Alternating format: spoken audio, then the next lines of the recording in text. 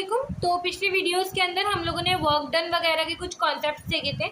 अब इस वीडियो के अंदर हम लोग पोटेंशियल डिफरेंस का टॉपिक जो है वो स्टार्ट करें। पोटेंशियल डिफरेंस वैसे हमें पता है कि क्या होता है। पोटेंशियल डिफरेंस हमारे पास वोल्टेज होता है, ठीक है। हमने वर्क डन का ये फॉर्मूला पढ़ा था, हमें ये बात पता है वोल्टेज हमारे पास क्या होता है, work done per unit charge, ठीक है। एक चार्ज के ऊपर हम लोग कितना वर्क डन कर रहे हैं।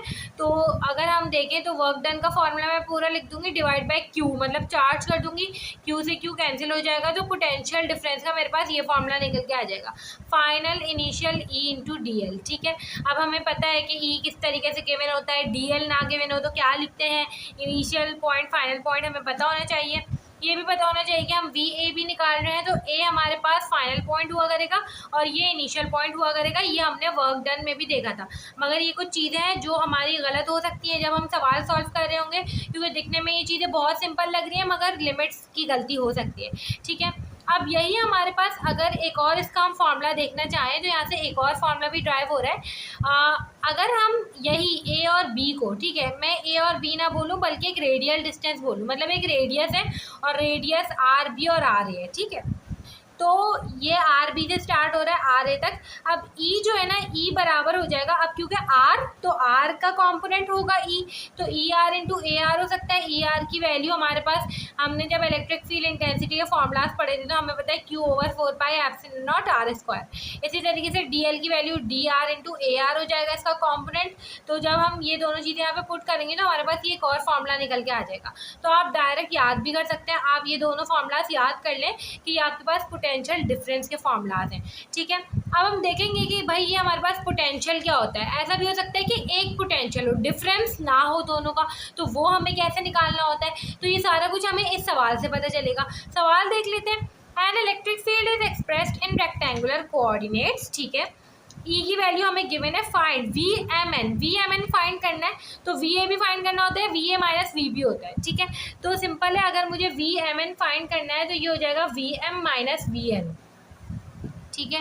If points M N are specified as, अब क्योंकि इनको आपने ध्यान से देखना है क्योंकि ये आपके पास अभी लिमिट्स बनेंगी, ठीक है। तो आपको पता होनी चाहिए कौन सी फाइनल है कौन सी इनिशियल है। एम एन -3 2, ठीक है।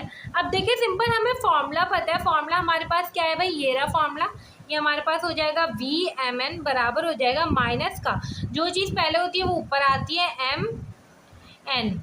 ई की वैल्यू हमें गिवन है 6x स्क्वायर ए एक्स प्लस का 6y ए वाई प्लस का 4az। ये हमारे पास हो जाएगी ई की value into D L. D L की जगह क्या आएगा भाई, हमें ये बात पता है, डी एल की जगह क्या आता है, डी एक्स ए एक्स जब रेक्टेंगुलर होता है जब आता है, ठीक है। D Y A Y D Z A Z.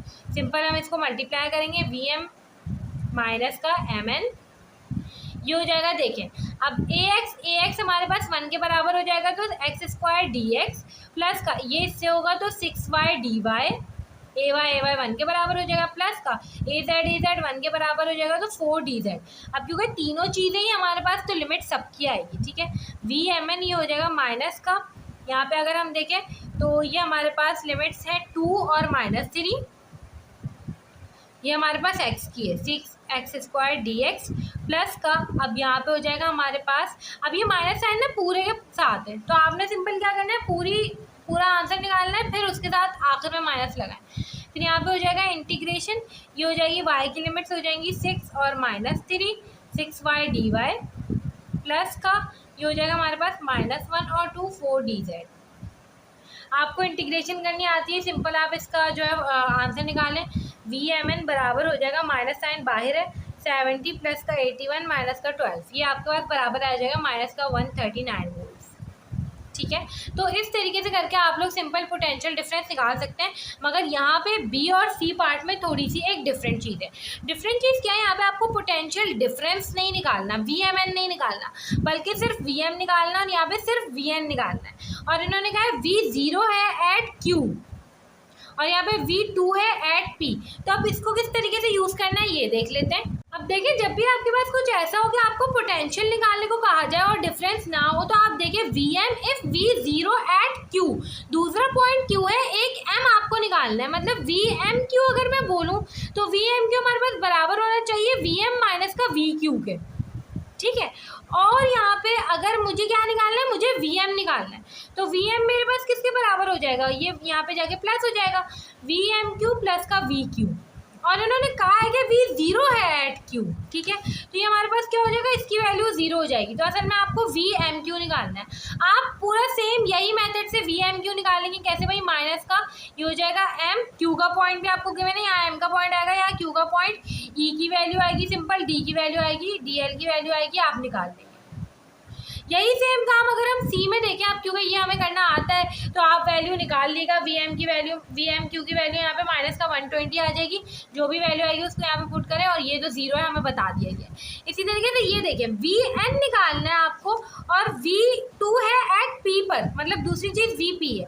तो अगर मैं VNP की बात करूँ तो वो बराबर हो जाएगा VN माइनस का VP के। आपको क्या निकालना है, VN निकालना है, ठीक है। तो VN आपके पास बराबर हो जाएगा, ये यहाँ जाके प्लस हो जाएगा, VNP प्लस का VP। VP आपको कहा है कि वोल्टेज 2 है एट P, तो वोल्टेज एट P ये रहा, तो ये 2 है, इसको आपको अलग से कुछ नहीं करना, सिर्फ VNP निकालना है। VNP कैसे निकालेंगे, सिंपल माइनस का NP और ED ऊपर जैसे निकालें, ठीक है।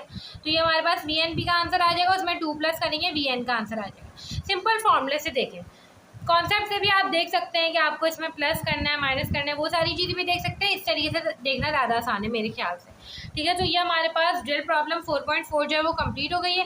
नेक्स्ट वीडियो में जो बाकी की प्रॉब्लम्स होंगी उनको कंटिन्यू कर रहे होंगे।